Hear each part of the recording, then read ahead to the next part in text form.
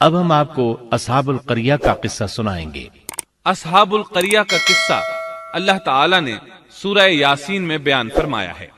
اللہ تعالیٰ اس سورہ کی آیت 13 میں فرماتے ہیں، اور آپ ان کے سامنے ایک مثال یعنی ایک بستی والوں کا قصہ بیان کیجئے جبکہ اس بستی میں کئی رسول آئے۔ اکثر مفسرین کے قول کے مطابق یہ بستی انطاکیہ ہے۔ یہ ملک شام کے شمال میں ترکی کے قریب واقع ہے۔ اس بستی میں اللہ تعالیٰ کے رسول تشریف لائے، جیسا کہ سورہ یاسین آیت 14 میں ہے۔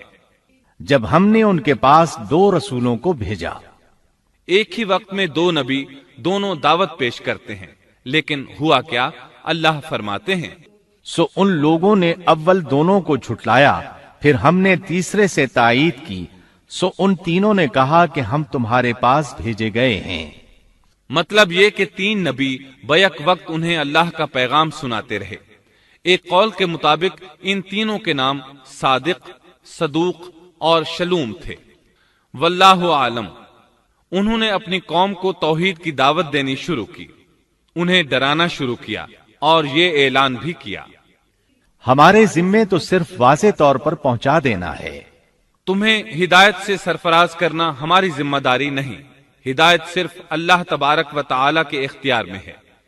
ان میں سے کچھ بدبخت لوگ سابقہ بدبخت قوموں کی طرح کہنے لگے، ان لوگوں نے کہا تم تو ہماری طرح معمولی آدمی ہو اور رحمان نے کوئی چیز نازل نہیں کی، تم نرا جھوٹ بولتے ہو۔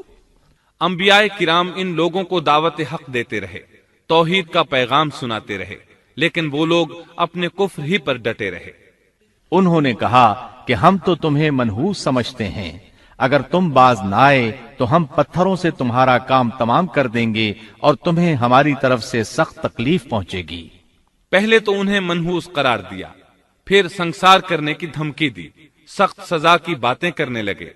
انبیاء نے انہیں جو جواب دیا سورہ یاسین آیت 19 میں اس طرح ہے، ان رسولوں نے کہا کہ تمہاری نحوست تمہارے ساتھ ہی لگی ہوئی ہے، کیا اس کو نحوست سمجھتے ہو کہ تمہیں نصیحت کی جائے، بلکہ تم حد سے نکل جانے والے لوگ ہو۔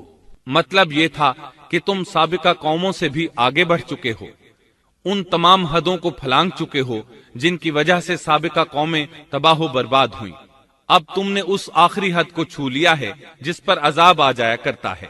اب بھی وقت ہے، ہماری بات مان لو۔ یہ بحث ہو رہی تھی کہ ایک آدمی وہاں آ پہنچا۔ اس نے خطرہ محسوس کر لیا تھا، جان چکا تھا کہ یہ قوم بھی سابقہ قوموں کی طرح حدود کو پھلانگ چکی ہے۔ اسے عذاب آتا محسوس ہو رہا تھا۔ اکثر مورخین کا کہنا ہے کہ وہ شخص حبیب نجار تھا۔ سورہ یاسین آیت 20 میں ہے، اور ایک شخص اس شہر کے آخری حصے سے دوڑتا ہوا آیا۔ وہ شہر کے دور کنارے پر کاروبار کرتا تھا۔ اس نے محسوس کیا کہ عذاب بالکل قریب پہنچ چکا ہے۔ وہ وہاں سے دوڑتا ہوا ان لوگوں تک پہنچا۔ سورہ یاسین آیت 20 اور 21 میں اللہ تعالیٰ فرماتے ہیں، اور ایک شخص اس شہر کے آخری حصے سے دوڑتا ہوا آیا اور کہنے لگا، اے میری قوم، ان رسولوں کی راہ پر چلو، ایسے لوگوں کی راہ پر جو تم سے کوئی معاوضہ نہیں مانگتے اور وہ راہ راست پر ہیں۔ مطلب یہ کہ رسول تو تمہیں نیکی اور بھلائی کا حکم دیتے ہیں، کسی برائی کا حکم تو نہیں دیتے۔ ان کا اخلاق بھی عظیم ہے، یہ تم سے کسی اجرت کا سوال بھی نہیں کرتے۔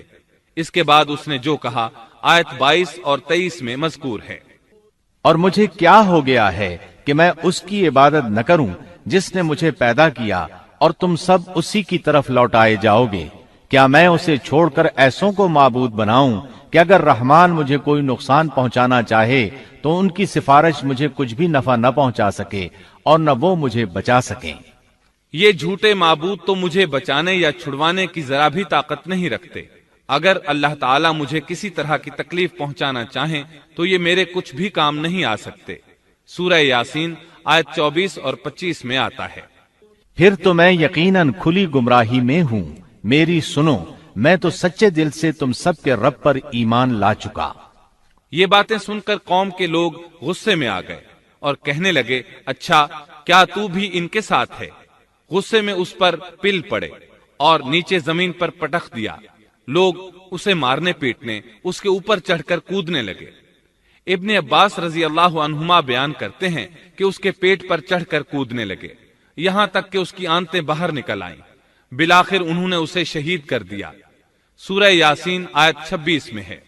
قیل ادخل الجنہ، ارشاد ہوا جا جنت میں داخل ہو جا، یعنی اس سے فوراً ہی یہ کہہ دیا گیا کہ جنت میں داخل ہو جا، کیونکہ وہ شہید ہوا تھا۔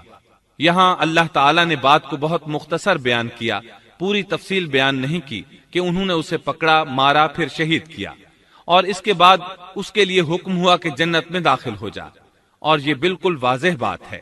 وہ فوراً جنت میں داخل ہو گیا، اور جو ہی وہ جنت میں داخل ہوا کہنے لگا کاش میری قوم کو بھی علم ہو جاتا کہ میرے پروردگار نے مجھے بخش دیا اور مجھے عزت داروں میں شامل کر دیا۔ بس شہید ہوتے ہی سب گناہ ختم ہو گئے۔ اللہ کے راستے میں شہادت سے بڑھ کر کوئی شہادت ہو بھی تو نہیں سکتی۔ اللہ تعالیٰ کی بارگاہ میں دعا ہے وہ ہم سب کو بھی اپنی راہ میں شہادت نصیب فرمائے، اس لیے کہ شہید کو اللہ کی طرف سے وہ اعزاز اور اکرام ملتا ہے جو کسی اور کو نصیب نہیں ہوتا۔ اب اس قوم کی سنیے جس نے اسے شہید کیا تھا۔ اللہ تعالیٰ سورہ یاسین آیت 28 اور 29 میں فرماتے ہیں، اس کے بعد ہم نے اس کی قوم پر آسمان سے کوئی لشکر نہیں اتارا اور نہ اس طرح ہم اتارا کرتے ہیں، وہ تو صرف ایک زور کی چیخ تھی کہ یکایک وہ سب بجھ بجھا گئے۔ اس موقع پر جبریل علیہ السلام اکیلے ہی آئے تھے اور انہوں نے ایک چیخ ماری تھی، اور بس وہ سب کے سب اسی دم بجھ گئے، مر گئے۔ اللہ تعالیٰ آیت 30 میں فرماتے ہیں، ایسے بندوں پر افسوس، کبھی بھی کوئی رسول ان کے پاس نہیں آیا جس کی ہنسی انہوں نے نہ اڑائی ہو۔ یہ جبریل امین علیہ السلام کون ہیں، کیا ہیں؟ اللہ کی مخلوق میں سے ایک مخلوق ہیں۔ ان کی صرف ایک چیخ سے وہ سب وہیں ڈھیر ہو گئے، ایسے بن گئے جیسے آگ کے انگارے بجھے ہوئے ہوتے ہیں۔ سبحان اللہ، پاک ہے وہ ذات جو زبردست قوتوں والی ہے اور جس نے جبریل علیہ السلام کو پیدا فرمایا ہے۔ اور جب جبریل مخلوق ہے اور مخلوق کی یہ طاقت ہے تو اس خالق و مالک کی طاقت کا اندازہ بھلا کون لگا سکتا ہے؟ اس کی طاقت کی کیا کوئی حد ہو سکتی ہے؟ یہ قصہ تھا اصحاب القریہ کا جنہوں نے پیغمبروں کو جھٹلایا، اور یہ تھے چند ایک واقعات ان نبیوں اور قوموں کے اور ان کی بستیوں کے جو سیدنا ابراہیم علیہ السلام اور سیدنا شعیب علیہ السلام کے درمیانی زمانے میں ہوئے، جن کے واقعات اللہ تعالیٰ نے ہمارے لیے قرآن کریم میں بیان فرمائے۔